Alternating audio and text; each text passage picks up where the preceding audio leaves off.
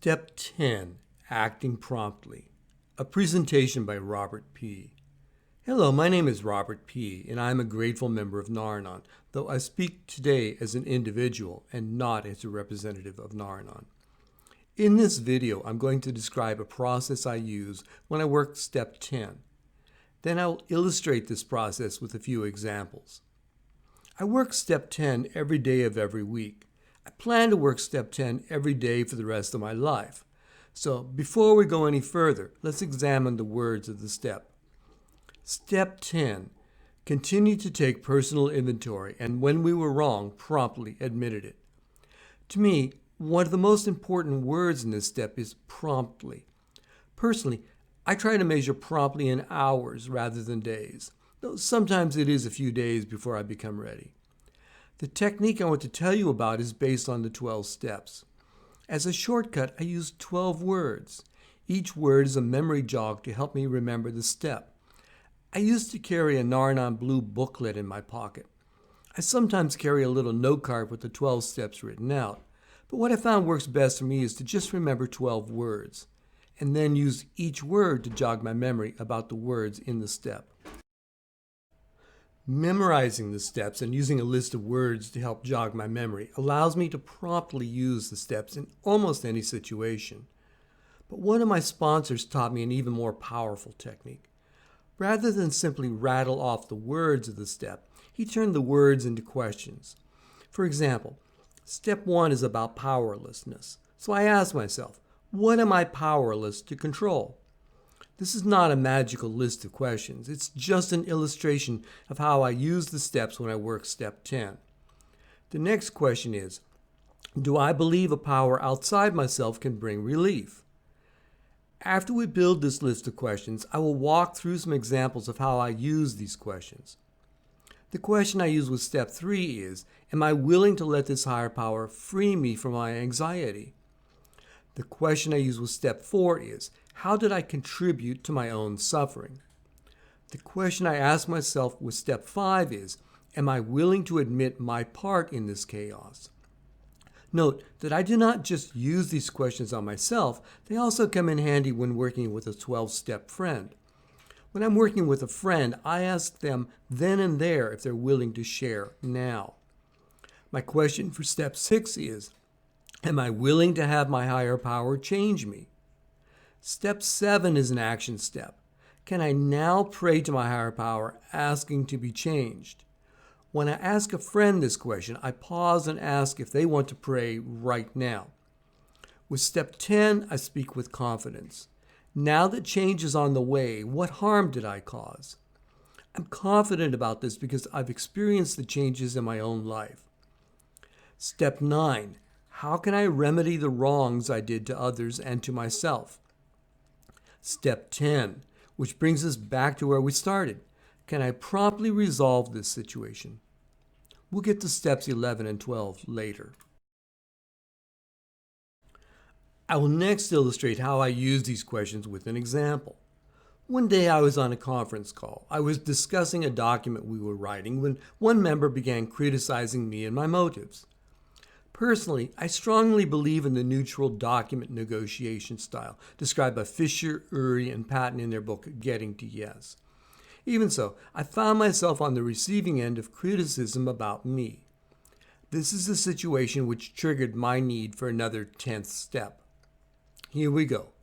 Step 1, powerless. I am powerless to control anyone else's actions toward me. Do you see how this fits this situation? Step 2, believe. Yes, I believe the committee has more wisdom collectively than I do as an individual. Step 3, decide. After the committee meeting, I did a 10th step regarding my feelings and reviewed it with my service sponsor. Those thoughts formed the basis of this example. Then I wrote a response to the criticism of our document, and I turned that response over to the collective wisdom of the committee. Step 4, my inventory.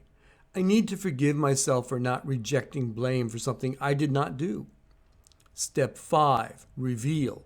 As I mentioned earlier, I talked this over with my service sponsor. Step 6, ready.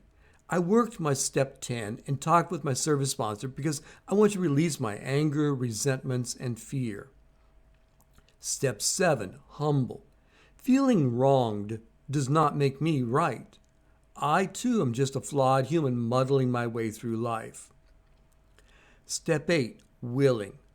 I am willing to forgive myself for my resentment. I'm also willing to let go of my anger. Step 9, amend. The best amends I can make is changed behaviors. By examining this incident, I learned something new about myself, and that will make it easier for me to recognize the same when I see it again. Step 10, promptly.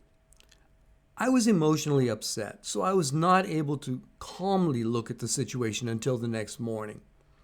I then began examining myself.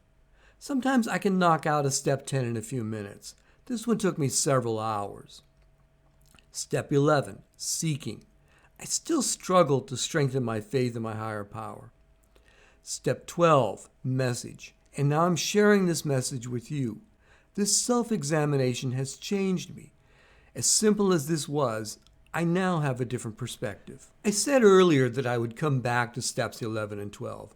One key phrase from step 12 is, practice these principles in all our affairs. Narna is a program to help people deal with the chaos created by someone else's addiction. But the program works in all aspects of my life. I use it when dealing with angry people in committee meetings. I use it when dealing with people I encounter in the grocery store. I even quoted from it when I was testifying as a witness in a court case. Step 11 mentions prayer and meditation. Prayer is me talking. Meditation is me listening. This program has helped me do a better job of listening. I've learned to accept the collective wisdom of a committee as a higher power. What I try to do is listen to their wisdom, but I also try to discern if their wisdom is aligned with the God of my understanding. Let's next look at the words in step 10 again. Continue to take personal inventory, and when wrong, promptly admitted it. Earlier, I talked about promptly. My next example will focus on personal inventory. One day, I set out to visit a relative. It was a long journey. When I got there, he wanted to talk about some money issues. I did not agree with what he wanted, so he responded with anger and disdain. I used some foul language and I left. I did not stay for dinner. I did not stay for the weekend. I got angry and I left. Here's my step 10 for that argument. Powerless. Again, I have no power over other people, but I do not need to keep letting them take advantage of me. Believe. Working steps helps me learn to not let people aggravate me.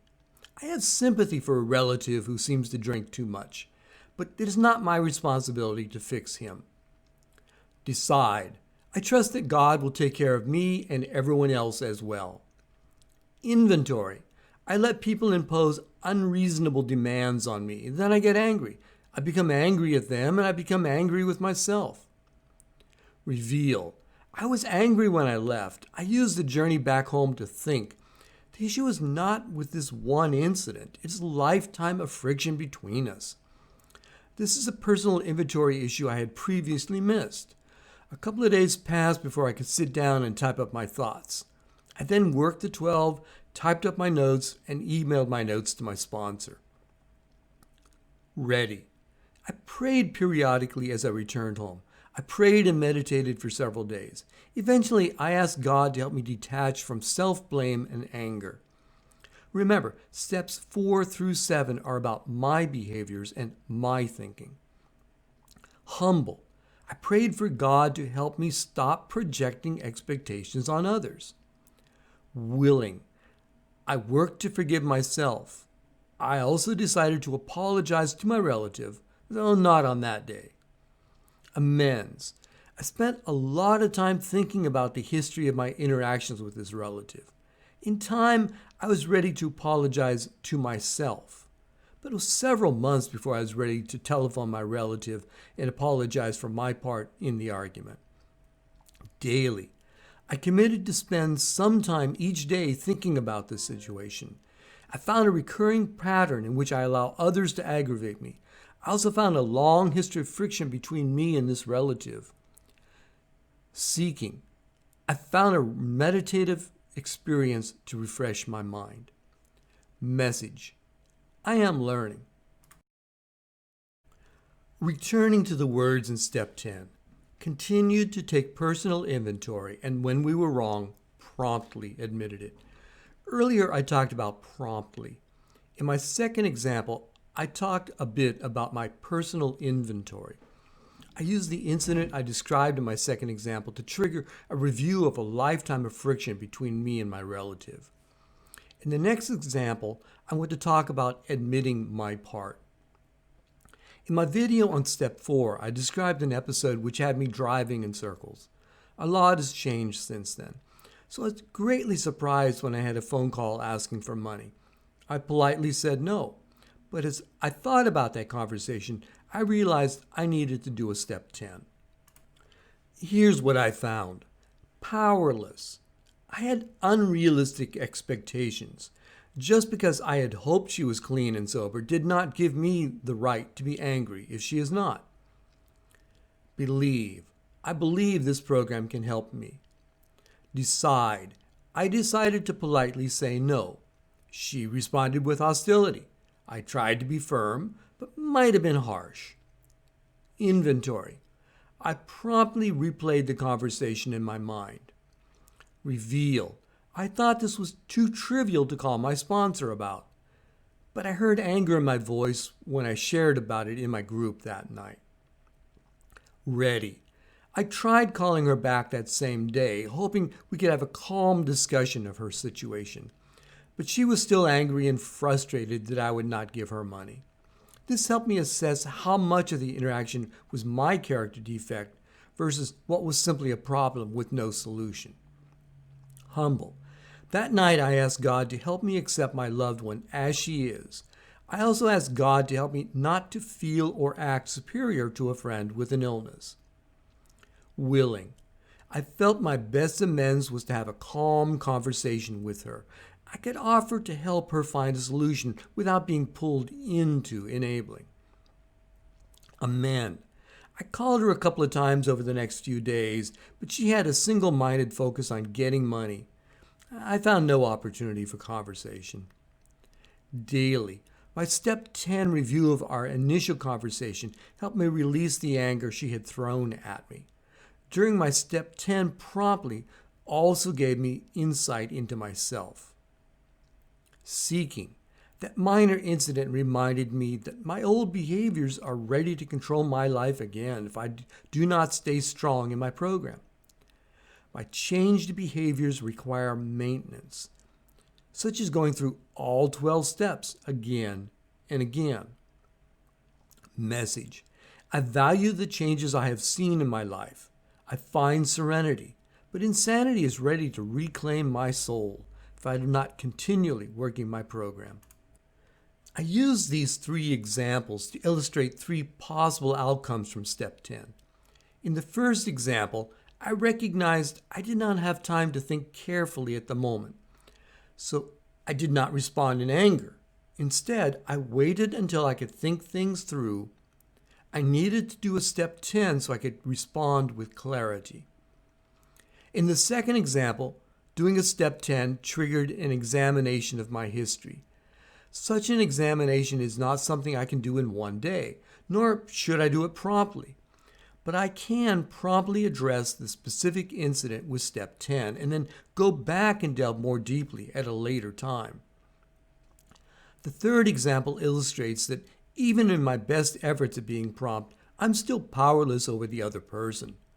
Additionally, I do not need to accept responsibility for someone else's thinking. Step 10 can be a miniature version of the 12 steps, but it's not a replacement for the 12 steps. Promptly does not always equate to appropriately. For example, suppose I go out on a run. Along the way, I trip and fall. I should promptly clean any skin abrasions. However, a broken bone is far more intense. A broken bone might require professional medical attention.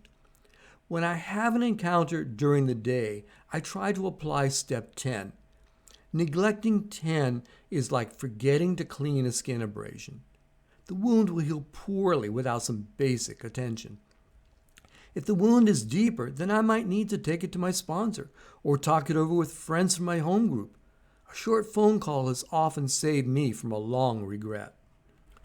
Conversely, step 10 has often saved me from regrets about phone calls.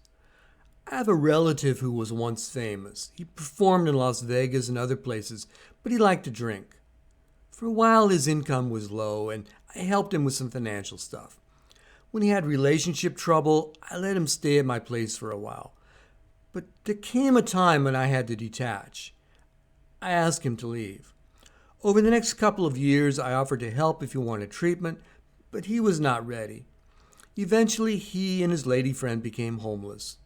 Yet still he could not stop drinking. Then he died. When I got the phone call, I did a step 10. My first reaction was guilt about not doing more. The step helps me remember I am powerless to change others. I believe his higher power was ready and willing to help if he had but asked. I spent time thinking hard about the decisions I had made. I had no regrets for my actions. I think I already have an inventory of the character defects I used when communicating with this relative. I talked with some of my program friends and revealed my regrets. I became ready for God to help me remember the good and help me avoid endless thinking about what if. I humbly prayed, God, please help me lay the memories of my friend to rest and not try to second guess my previous actions. I am willing. My friend wanted to see his name up in lights one more time. I tried to help him reach his dream. Then I had to walk away. Amend. He's on the billboard in this video. Daily. The step 10 I did then and the step 10 I'm doing now in this video have helped me sort through my thoughts. I still seek to know why some people carry such heavy burdens through life. Message. Processing my step 10 for this video has helped settle things in my mind. When I work through all 12 steps once every few years, I dig deep. I search my present behaviors and my past relationships. As time passes since the last time I worked all 12, debris accumulates. Maintenance means I need to go through the 12 over and over again. Once every few years, I pick a different approach, maybe a different workbook, or like this time, no workbook at all. Doing a step 10 gives me a different perspective, but step 10 is not a substitute for deeply exploring all 12 steps. Step 10, like steps 11 and 12, is a maintenance step. When I explore the 12 steps in depth, I uncover my past. Doing a quick step 10 cuts through in a different direction. Step 10 can be focused tightly on just one specific issue. In closing, if I quickly respond to a situation with step 10 thinking, I sometimes resolve the situation promptly. Sometimes my step 10 analysis allows me to clear my side of the street even if the other person does not respond. Sometimes my prompt action uncovers deeper issues that require more work. Step 10 is a vital maintenance step.